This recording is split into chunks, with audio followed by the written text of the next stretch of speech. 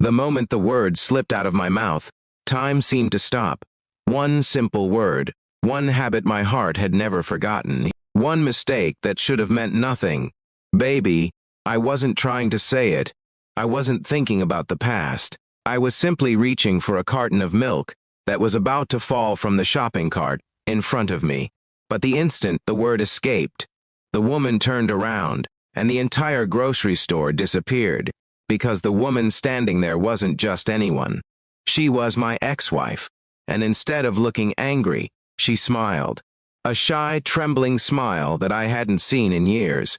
Her cheeks turned pink as tears quietly filled her eyes, and she whispered the words that shattered every wall I'd built around my heart. I've waited so long.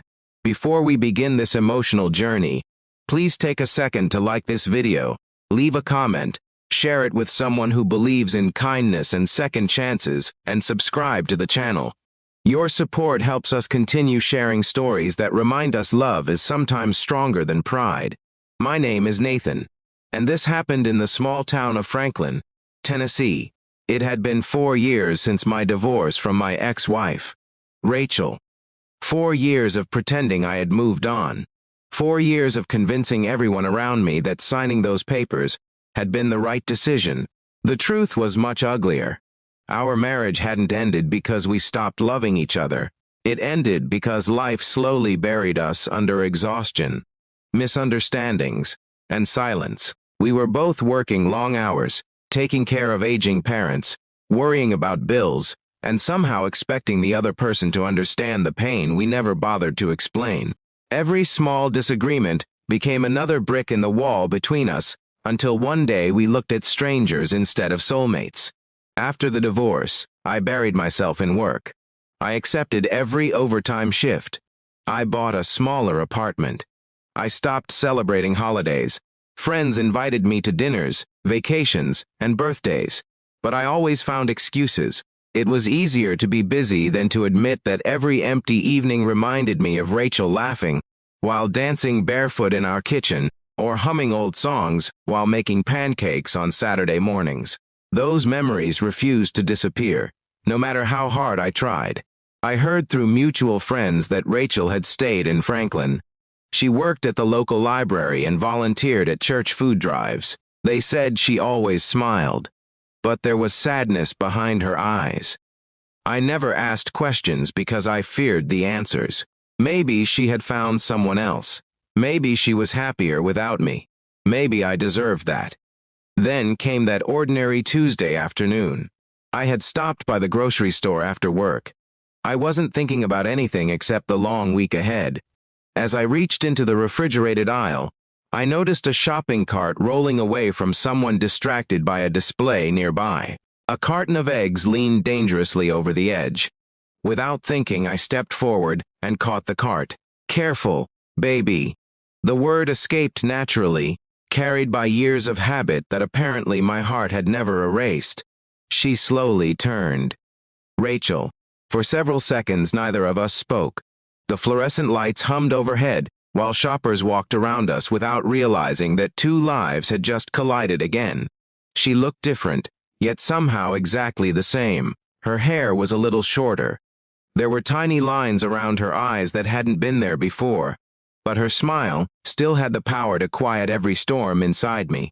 Instead of correcting me or pretending not to care, she laughed softly. Then she blushed like she had during our first date 20 years earlier. "I've waited so long to hear you call me that again," she admitted, barely above a whisper. I felt every regret I had spent years avoiding rush back into my chest.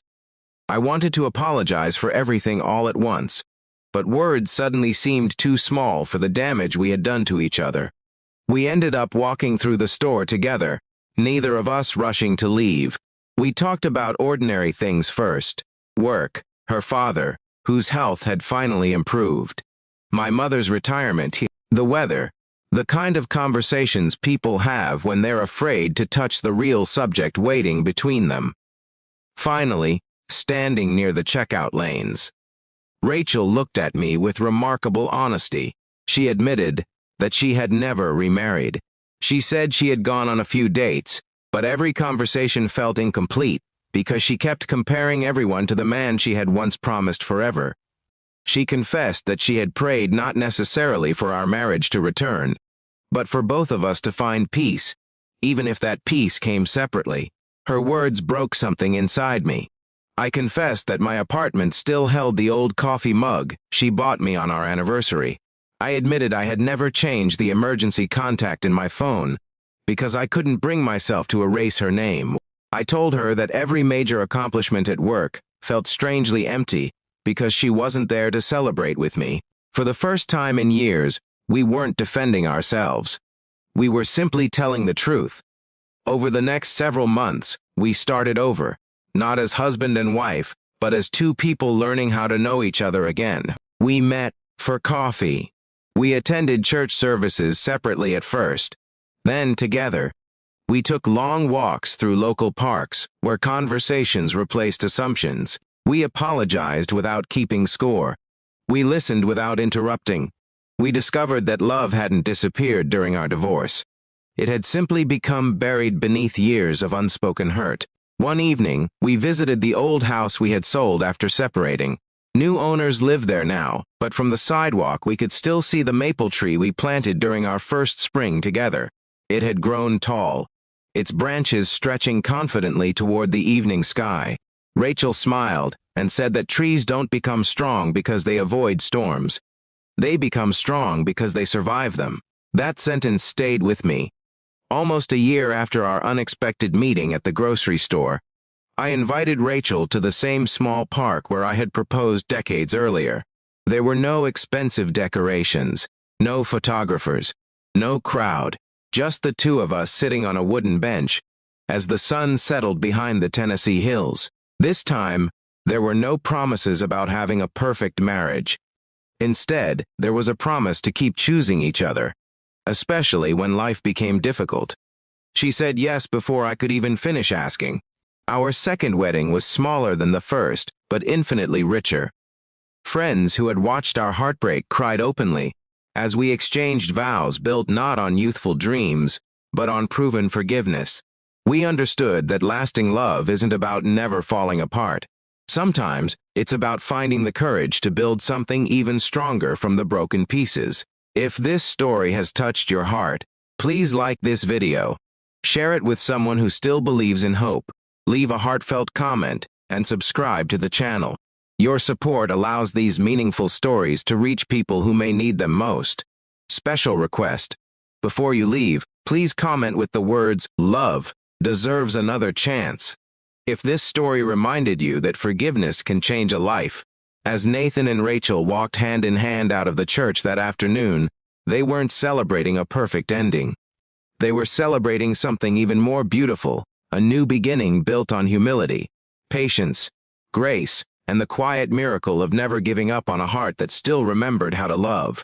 Sometimes the smallest word can reopen the biggest door, and sometimes without even realizing it, calling someone baby one last time becomes the first step toward finding your way home forever.